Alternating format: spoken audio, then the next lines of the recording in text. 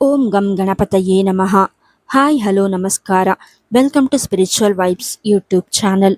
ಭಾರತೀಯ ಜ್ಯೋತಿಷ್ಯ ಶಾಸ್ತ್ರದ ಪ್ರಕಾರ ಗ್ರಹಗಳ ಸಂಚಾರವು ನಮ್ಮ ಜೀವನದ ಮೇಲೆ ಆಳವಾದ ಪ್ರಭಾವ ಬೀರುತ್ತದೆ. ಇಂದು ನಾವು ಚರ್ಚಿಸುತ್ತಿರುವುದು ಒಂದು ಅಪರೂಪದ ಮತ್ತು ಅತ್ಯಂತ ಶಕ್ತಿಶಾಲಿ ಯೋಗದ ಬಗ್ಗೆ. ಅದೇ ತ್ರಿ ಏಕಾದಶಿ ಯೋಗ. ಗ್ರಹಗಳ ರಾಜಕುಮಾರ ಎಂದು ಕರೆಯಲ್ಪಡುವ ಬುಧ ಮತ್ತು ಮನಸ್ಸಿನ ಕಾರಕನಾದ ಚಂದ್ರನ ನಡುವೆ ಈ ಯೋಗ ನಿರ್ಮಾಣವಾಗುತ್ತಿದೆ.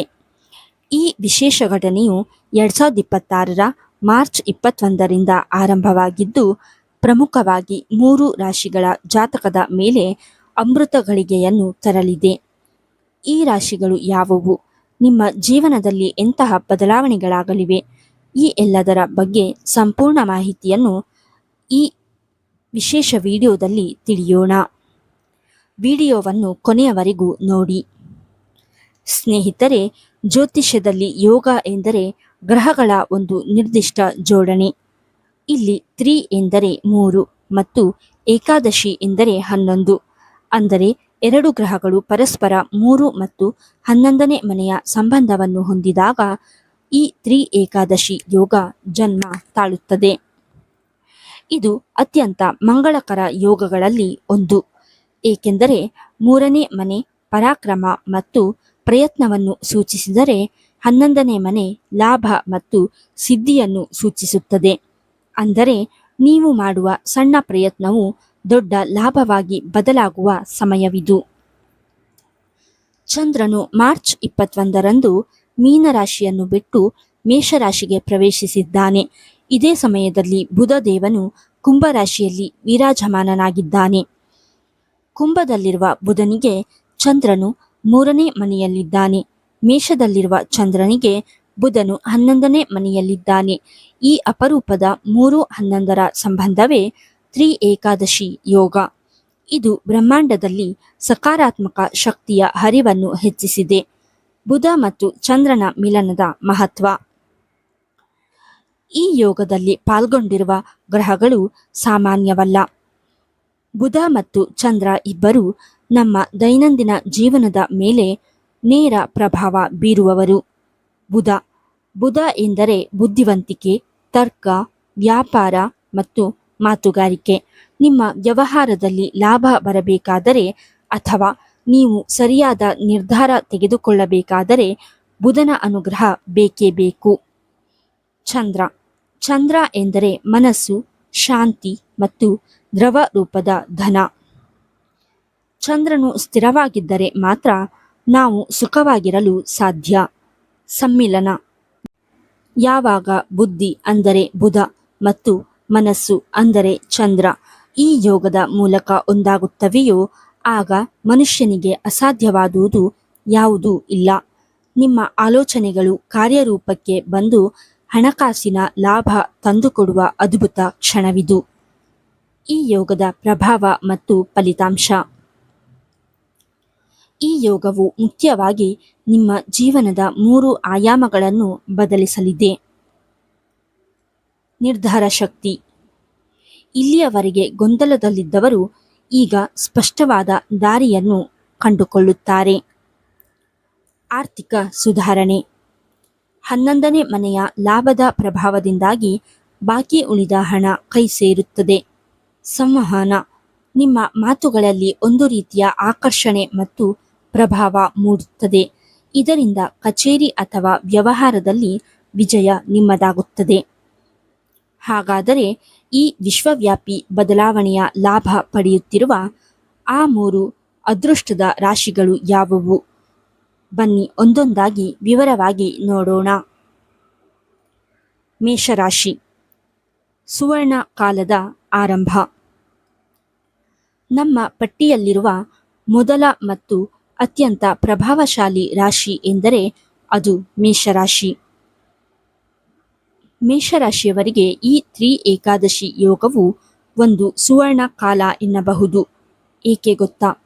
ಜ್ಯೋತಿಷ್ಯ ಶಾಸ್ತ್ರದ ಪ್ರಕಾರ ಚಂದ್ರನು ನಿಮ್ಮ ರಾಶಿಯ ಪ್ರಥಮ ಸ್ಥಾನದಲ್ಲಿ ಅಂದರೆ ಲಗ್ನ ಭಾವದಲ್ಲಿ ಸಂಚರಿಸುತ್ತಿದ್ದಾನೆ. ಚಂದ್ರನು ಲಗ್ನದಲ್ಲಿದ್ದಾಗ ಮನುಷ್ಯನ ಮನಸ್ಸು ಪ್ರಸನ್ನವಾಗಿರುತ್ತದೆ. ಕಳೆದ ಕೆಲವು ತಿಂಗಳುಗಳಿಂದ ನೀವು ಅನುಭವಿಸುತ್ತಿದ್ದ ಮಾನಸಿಕ ಒತ್ತಡ, ಅನಿಶ್ಚಿತತೆ ಮತ್ತು ಗೊಂದಲಗಳು ಈಗ ಮಂಜಿನಂತೆ ಕರಗಲಿವೆ. ನೀವು ತೆಗೆದುಕೊಳ್ಳುವ ಪ್ರತಿಯೊಂದು ನಿರ್ಧಾರದಲ್ಲೂ ಈಗ ಒಂದು ಸ್ಪಷ್ಟತೆ ಇರುತ್ತದೆ. ನಿಮ್ಮಲ್ಲಿ ಒಂದು ಹೊಸ ಚೈತನ್ಯ ಮತ್ತು ಆತ್ಮವಿಶ್ವಾಸ ಮೂಡಲಿದ್ದು, ಇದು ನಿಮ್ಮ ವ್ಯಕ್ತಿತ್ವವನ್ನೇ ಬದಲಾಯಿಸಲಿದೆ. ವೃತ್ತಿಜೀವನ ಮತ್ತು ಬುಧನ ಲಾಭ. ಇನ್ನು ಉದ್ಯೋಗದ ವಿಷಯಕ್ಕೆ ಬರೋಣ. ಬುಧದೇವನು ನಿಮ್ಮ ರಾಶಿಯಿಂದ 11ನೇ ಮನೆಯಲ್ಲಿ ಅಂದರೆ ಲಾಭದ ಮನೆಯಲ್ಲಿ ಸಂಚರಿಸುತ್ತಿದ್ದಾನೆ. ಇದು ವೃತ್ತಿಜೀವನದಲ್ಲಿ ದೊಡ್ಡ ಬದಲಾವಣೆಯನ್ನು ಸೂಚಿಸುತ್ತದೆ. ನೀವು ಕೆಲಸ ಮಾಡುವ ಸ್ಥಳದಲ್ಲಿ ನಿಮ್ಮ ಮಾತಿಗೆ ಹೆಚ್ಚಿನ ಬೆಲೆ ಸಿಗಲಿದೆ. ಹಿರಿಯ ಅಧಿಕಾರಿಗಳು ನಿಮ್ಮ ಕೆಲಸವನ್ನು ಗುರುತಿಸಿ ಮೆಚ್ಚುಗೆ ವ್ಯಕ್ತಪಡಿಸುತ್ತಾರೆ. ಇಷ್ಟು ದಿನ ಕಷ್ಟಪಟ್ಟಿದ್ದಕ್ಕೆ ಈಗ ಸರಿಯಾದ ಪ್ರತಿಫಲ ಸಿಗುವ ಸಮಯ. ಯಾರು ಹೊಸ ಉದ್ಯೋಗಕ್ಕಾಗಿ ಹುಡುಕುತ್ತಿದ್ದೀರೋ ಅಥವಾ IT, ಮಾರ್ಕೆಟಿಂಗ್ ಮತ್ತು ಕಮ್ಯುನಿಕೇಷನ್ ಕ್ಷೇತ್ರದಲ್ಲಿ ಇದ್ದೀರೋ ಅವರಿಗೆ ಈ ಅವಧಿಯಲ್ಲಿ ಅತ್ಯುತ್ತಮ ಆಫರ್ಗಳು ಲಭಿಸಲಿವೆ. ವಿದೇಶಿ ಕಂಪನಿಗಳಲ್ಲಿ ಕೆಲಸ ಮಾಡುವ ಆಸೆ ಇದ್ದರೆ ಈ 3 ಏಕಾದಶಿ ಯೋಗವು ಅದಕ್ಕೆ ದಾರಿ ಮಾಡಿಕೊಡಲಿದೆ. ಆರ್ಥಿಕ ಸುಧಾರಣೆ ಮತ್ತು ಪ್ರಭಾವಿ ವ್ಯಕ್ತಿಗಳ ಭೇಟಿ. ಹಣಕಾಸಿನ ವಿಚಾರದಲ್ಲಿ ಮೇಷರಾಶಿಯವರು ಈಗ ನಿಟ್ಟುಸಿರು ಬಿಡಬಹುದು. 11ನೇ ಮನೆಯಲ್ಲಿರುವ ಬುಧನು ನಿಮ್ಮ ಆದಾಯದ ಹರಿವನ್ನು ಹೆಚ್ಚಿಸುತ್ತಾನೆ. ಬಾಕಿ ಉಳಿದಿದ್ದ ಸಾಲಗಳು ವಾಪಸ್ ಬರಲಿವೆ ಅಥವಾ ದೀರ್ಘಕಾಲದ ಹೂಡಿಕೆಗಳಿಂದ ಲಾಭ ಸಿಗಲಿದೆ. ವಿಶೇಷವಾಗಿ ಈ ಸಮಯದಲ್ಲಿ ನೀವು ಸಮಾಜದ ಪ್ರಭಾವಶಾಲಿ ಅಥವಾ ಉನ್ನತ ಮಟ್ಟದ ವ್ಯಕ್ತಿಗಳನ್ನು ಭೇಟಿಯಾಗುವ ಸಂಭವವಿದೆ. ಈ ವ್ಯಕ್ತಿಗಳ ಮಾರ್ಗದರ್ಶನದಿಂದ ನಿಮ್ಮ ಸ್ಥಗಿತಗೊಂಡಿದ್ದ ಯೋಜನೆಗಳು ಅಥವಾ ಬಿಸ್ನೆಸ್ ಡೀಲ್ಗಳು ಮತ್ತೆ ಜೀವ ಪಡೆಯಲಿವೆ. ಹೊಸ ವ್ಯವಹಾರ ಆರಂಭಿಸಲು ಹಣದ ಕೊರತೆ ಇದ್ದರೆ ಅದು ಕೂಡ ಈಗ ನೀಗಲಿದೆ. ಅದೃಷ್ಟಕ್ಕಾಗಿ ಪರಿಹಾರ ಮತ್ತು ಸಲಹೆ. ಈ ಶುಭ ಯೋಗದ ಸಂಪೂರ್ಣ ಲಾಭ ಪಡೆಯಲು ನೀವು ಕೆಲವು ಸರಳ ಮಾರ್ಗಗಳನ್ನು ಅನುಸರಿಸಬಹುದು. ಮೇಷರಾಶಿಯ ಅಧಿಪತಿ ಮಂಗಳನಾಗಿದ್ದರೂ ಈ ಯೋಗದ ಫಲ ಪಡೆಯಲು ಬುಧ ಮತ್ತು ಚಂದ್ರನನ್ನು ಪ್ರಸನ್ನಗೊಳಿಸಬೇಕು. ಸಲಹೆಗಳು. 1. ಬಣ್ಣ. ಈ ಅವಧಿಯಲ್ಲಿ ಸಾಧ್ಯವಾದಷ್ಟು ಹಸಿರು ಬಣ್ಣದ ಬಟ್ಟೆಗಳನ್ನು ಧರಿಸಿ ಅಥವಾ ಕನಿಷ್ಠ ಒಂದು ಹಸಿರು ಕರವಸ್ತ್ರವನ್ನಾದರೂ ನಿಮ್ಮ ಬಳಿ ಇಟ್ಟುಕೊಳ್ಳಿ. ಇದು ಬುಧನ ಶಕ್ತಿಯನ್ನು ಹೆಚ್ಚಿಸುತ್ತದೆ. 2. ಪೂಜೆ. ಪ್ರತಿದಿನ ಅಥವಾ ಬುಧವಾರದಂದು ವಿಘ್ನ ನಿವಾರಕ ಗಣಪತಿಗೆ ದೂರ್ವೆ ಅಂದರೆ ಗರಿಕೆ ಅರ್ಪಿಸಿ. ಓಂ ಗಂ ಗಣಪತಯೇ ನಮಃ ಮಂತ್ರವನ್ನು 108 ಬಾರಿ ಪಠಿಸಿ. 3. ದಾನ. ಬುಧವಾರ ಹಸಿರು ಹೆಸರುಬೇಳೆಯನ್ನು ಅಥವಾ ಹಸಿರು ತರಕಾರಿಗಳನ್ನು ದಾನ ಮಾಡುವುದು ನಿಮ್ಮ ಆರ್ಥಿಕ ಅಡೆತಡೆಗಳನ್ನು ನಿವಾರಿಸುತ್ತದೆ. ಮೇಷರಾಶಿಯವರೇ, ನೆನಪಿಡಿ, ಅವಕಾಶಗಳು ನಿಮ್ಮ ಮನೆ ಬಾಗಿಲಿಗೆ ಬರುತ್ತಿವೆ. ಅದನ್ನು ಬಳಸಿಕೊಳ್ಳುವ ಜಾಣ್ಮೆ ನಿಮ್ಮದಾಗಿರಲಿ. ಮುಂದೆ ನಾವು ಮಿಥುನ ರಾಶಿಯ ಬಗ್ಗೆ ತಿಳಿಯೋಣ. ಮಿಥುನ ರಾಶಿ. ಅದೃಷ್ಟದ ಪೂರ್ಣ ಬೆಂಬಲ. ಸ್ನೇಹಿತರೆ, ಈಗ ನಾವು ಚರ್ಚಿಸುತ್ತಿರುವುದು ನಮ್ಮ ಪಟ್ಟಿಯಲ್ಲಿರುವ 2ನೇ ಅದೃಷ್ಟದ ರಾಶಿ ಮಿಥುನ ರಾಶಿ. ಮಿಥುನ ರಾಶಿಯವರಿಗೆ ಈ 3 ಏಕಾದಶಿ ಯೋಗವು ಅಕ್ಷರಶಃ ಒಂದು ವರದಾನವೇ ಸರಿ. ಏಕೆ ಗೊತ್ತಾ? ನಿಮ್ಮ ರಾಶ್ಯಾಧಿಪತಿಯೇ ಗ್ರಹಗಳ ರಾಜಕುಮಾರ ಬುಧದೇವ. ನಿಮ್ಮ ಸ್ವಂತ ಅಧಿಪತಿಯೇ ಈ ಯೋಗದ ಕೇಂದ್ರ ಬಿಂದುವಾಗಿರುವುದರಿಂದ ನಿಮಗೆ ಸಿಗುವ ಲಾಭಗಳು ಇತರರಿಗಿಂತ ದುಪ್ಪಟ್ಟಾಗಿರುತ್ತವೆ. ಬುಧನು ಈಗ ನಿಮ್ಮ ಜಾತಕದ 9ನೇ ಮನೆಯಲ್ಲಿ ಅಂದರೆ ಭಾಗ್ಯಸ್ಥಾನದಲ್ಲಿ ಸಂಚರಿಸುತ್ತಿದ್ದಾನೆ.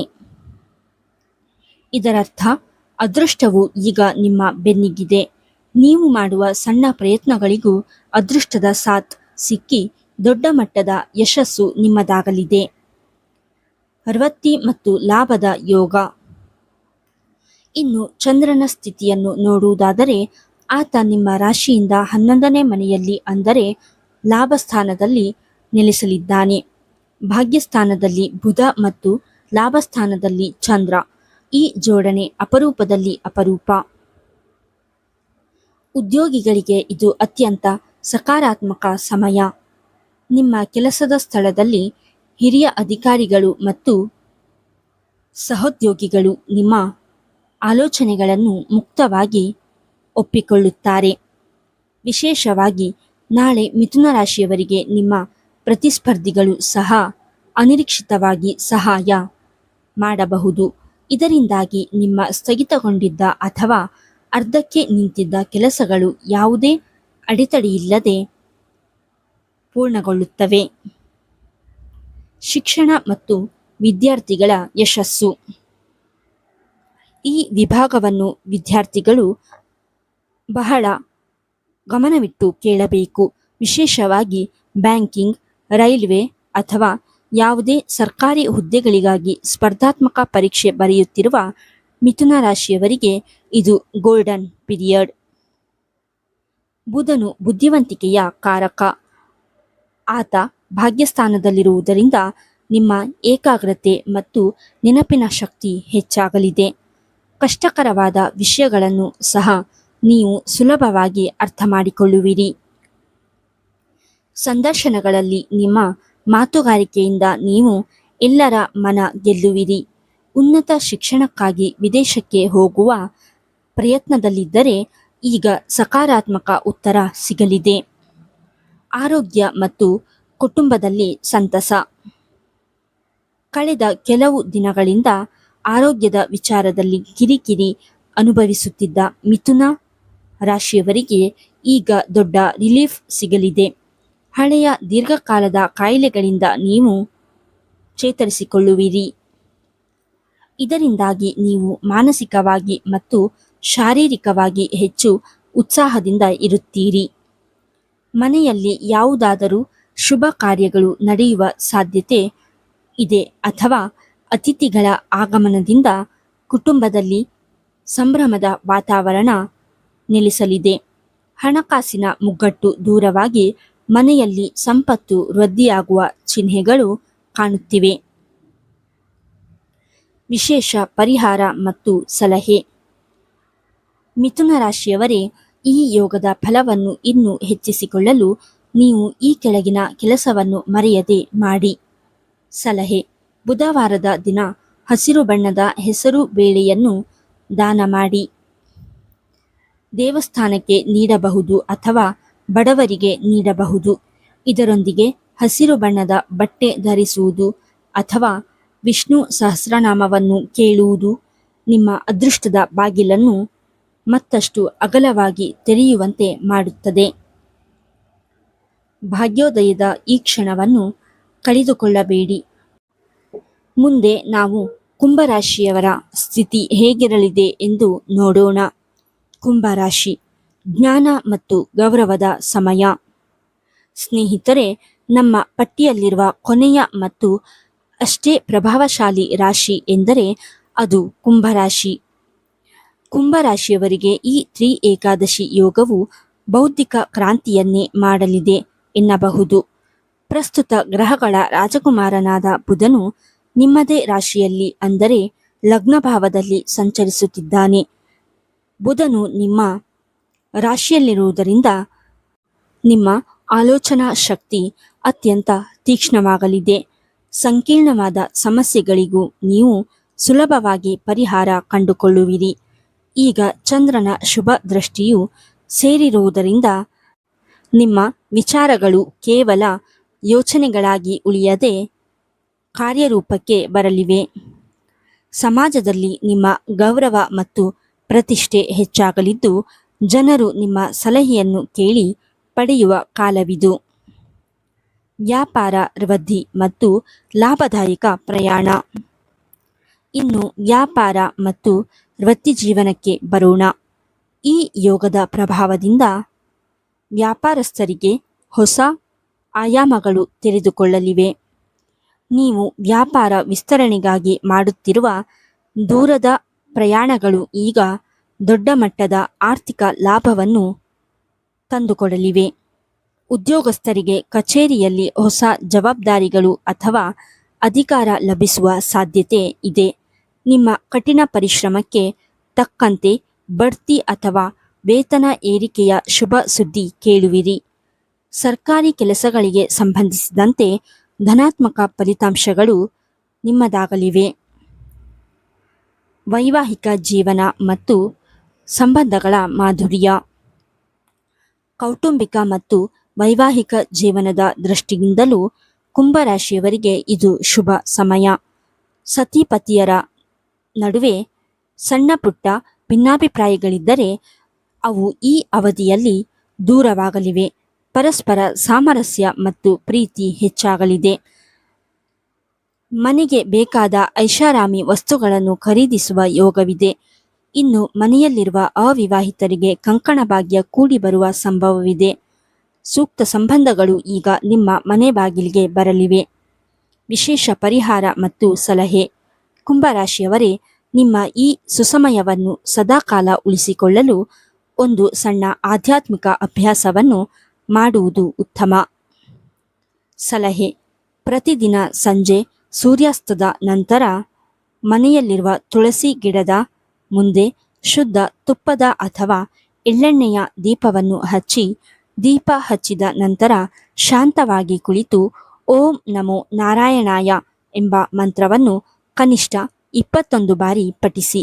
ಇದು ನಿಮ್ಮ ಮನೆಯಲ್ಲಿರುವ ನಕಾರಾತ್ಮಕ ಶಕ್ತಿಯನ್ನು ದೂರ ಮಾಡಿ ಸಂಪತ್ತು ಮತ್ತು ಶಾಂತಿ ನೆಲೆಸುವಂತೆ ಮಾಡುತ್ತದೆ. ಈ ಅವಕಾಶವನ್ನು ಬಳಸಿಕೊಂಡು ನಿಮ್ಮ ಜೀವನದ ಪ್ರತಿಯೊಂದು ಹೆಜ್ಜೆಯಲ್ಲೂ ಯಶಸ್ಸನ್ನು ಸಾಧಿಸಿ. ನೋಡಿದಿರಲ್ಲ ಸ್ನೇಹಿತರೆ, ಬ್ರಹ್ಮಾಂಡದಲ್ಲಿ ಬುಧ ಮತ್ತು ಚಂದ್ರರ ಈ ಅಪರೂಪದ ಮಿಲನವು ಹೇಗೆ ಮೇಷ, ಮಿಥುನ ಮತ್ತು ಕುಂಭರಾಶಿಯವರ ಪಾಲಿಗೆ ಹೊಸ ಆಶಾದೀಪವನ್ನು ಹೊತ್ತು ತಂದಿದೆ ಎಂದು. ಜ್ಯೋತಿಷ್ಯ ಶಾಸ್ತ್ರದ ಪ್ರಕಾರ ತ್ರಿ ಏಕಾದಶಿ ಯೋಗವು ಕೇವಲ ಆರ್ಥಿಕ ಲಾಭವನ್ನಷ್ಟೇ ಅಲ್ಲ, ಮಾನಸಿಕ ಶಾಂತಿ ಮತ್ತು ಬೌದ್ಧಿಕ ಪ್ರಗತಿಯನ್ನು ನೀಡುತ್ತದೆ. ಒಂದು ಮಾತು ನೆನಪಿಡಿ, ಗ್ರಹಗತಿಗಳು ನಮಗೆ ದಾರಿಯನ್ನು ತೋರಿಸುತ್ತವೆ ಅಷ್ಟೇ, ಆದರೆ ಆ ದಾರಿಯಲ್ಲಿ ನಡೆಯುವ ಕಠಿಣ ಪರಿಶ್ರಮ ಮತ್ತು ಛಲ ನಮ್ಮದಾಗಿರಬೇಕು. ನಿಮ್ಮ ಜಾತಕದಲ್ಲಿ ಈ ಶುಭ ಯೋಗವಿದ್ದಾಗ ನೀವು ಹಾಕುವ ಶ್ರಮಕ್ಕೆ ದೇವರ ಅನುಗ್ರಹವು ತೋಡಾಗಿ ಸಮಾಜದಲ್ಲಿ ನಿಮ್ಮ ಗೌರವ ಹೆಚ್ಚಾಗುವುದು ಮತ್ತು ಅಪಾರ ಧನ ಸಂಪತ್ತು ನಿಮ್ಮದಾಗುವುದು ಖಚಿತ. ಇಂದಿನ ಈ ಮಾಹಿತಿ ನಿಮಗೆ ಉಪಯುಕ್ತ ಅನಿಸಿದ್ದಲ್ಲಿ ಈ ಕೂಡಲೇ ವಿಡಿಯೋಗೆ ಒಂದು ಲೈಕ್ ಮಾಡಿ. ನಿಮ್ಮ ಒಂದು ಲೈಕ್ ನಮಗೆ ಇಂತಹ ಆಸಕ್ತಿದಾಯಕ ಸಂಶೋಧನೆಗಳನ್ನು ಮಾಡಲು ದೊಡ್ಡ ಸ್ಫೂರ್ತಿ ನೀಡುತ್ತದೆ. ಈ ಅದೃಷ್ಟದ ಸುದ್ದಿ ನಿಮ್ಮ ಆತ್ಮೀಯರಿಗೂ ತಿಳಿಯಲಿ. ಹಾಗಾಗಿ ಈ ವಿಡಿಯೋವನ್ನು ನಿಮ್ಮ ವಾಟ್ಸಪ್ ಗ್ರೂಪ್ಗಳಲ್ಲಿ ಮತ್ತು ಕುಟುಂಬದವರೊಂದಿಗೆ ಈಗಲೇ ಶೇರ್ ಮಾಡಿ.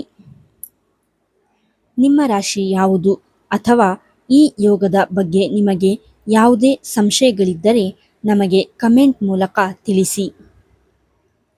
ನಾವು ಪ್ರತಿಯೊಂದು ಕಮೆಂಟ್ಗೆ ಉತ್ತರಿಸಲು ಪ್ರಯತ್ನಿಸುತ್ತೇವೆ.